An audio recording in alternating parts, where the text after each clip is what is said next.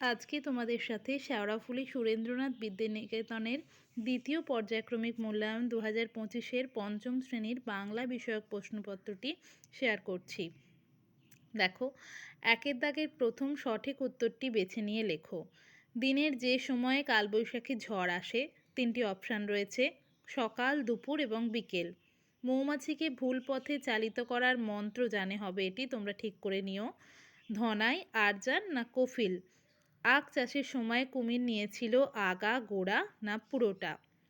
এপারেতে মেঘের মাথায় 100, 200, 300 মানিক জ্বালা। ডাকাত দলের কানে গোঁজা ছিল পদ্ম, জবা না শিউলি ফুল? শিশু শব্দটি পুংলিঙ্গ, উভয়লিঙ্গ না ক্লীবলিঙ্গের উদাহরণ? গুণবতী শব্দটি পুংলিঙ্গ, স্ত্রীলিঙ্গ না উভয়লিঙ্গের উদাহরণ? আমরা শব্দটি একবচন, দ্বিবচন, বহুবচনের উদাহরণ। এরপর রয়েছে পূর্ণ বাক্যে উত্তর দাও। গরান গাছের ফুল দেখতে কেমন হয়? মায়াতরুর কখন কম্প দিয়ে জ্বর আসতো? ফণিমনসা গাছের আশপাশের গাছগুলোর পাতা কেমন ছিল? খোকা কোথায় ঘুমিয়ে আছে?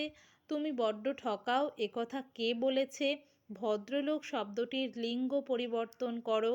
মেয়েটি শব্দটির বহু বচনের রূপ লেখো। ক্লীবলিঙ্গ কাকে বলে?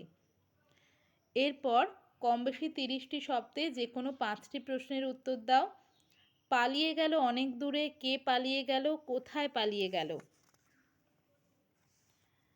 বাঘটা শীষের ভেতরে পড়ে গেল কিভাবে? ছোট্ট ফণিমনসা গাছের দেমাকে মাটিতে পা পড়ছিল না কেন?